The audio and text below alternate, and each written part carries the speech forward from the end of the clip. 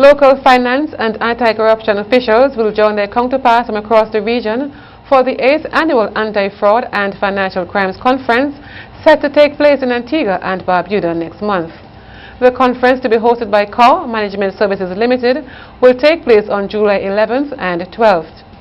The IKtv Management Services Limited is headed by Certified Fraud Examiner and Anti-Money Laundering Specialist Kem Warner.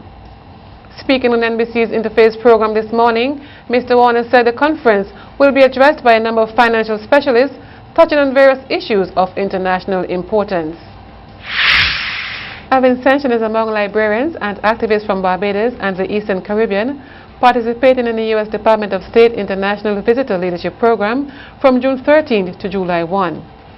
The U.S. Embassy in Barbados said in a news release that the 21-day program, which is taking place in the United States, is designed to enhance participants' knowledge and understanding of policies, best practices, and challenges for improving awareness and protection of intellectual property rights.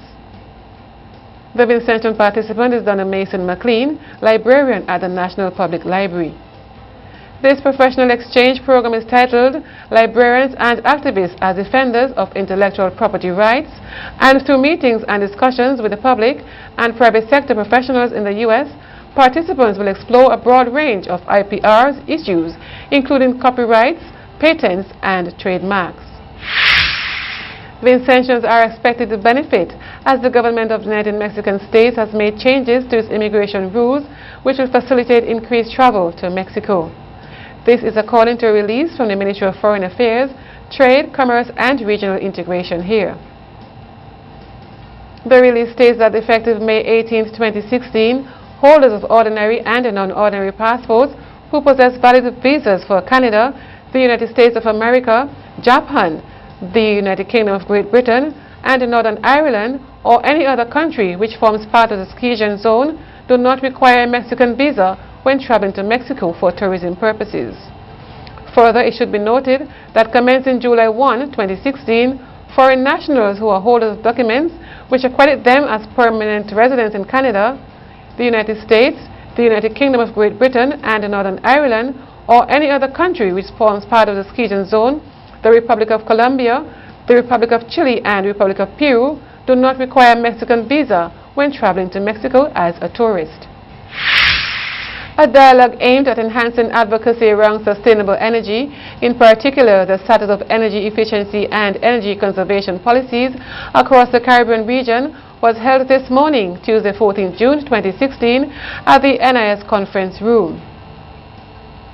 The dialogue was targeted specifically at civil society organizations, policymakers, media personnel, and other development stakeholders. The main objectives of the policy dialogue was to discuss the status of policies, legislation, and incentives which exist at the national and regional level relating to energy efficiency and conservation, and discuss and agree on recommendations for improving, if and where necessary, existing policies, legislation, and incentives.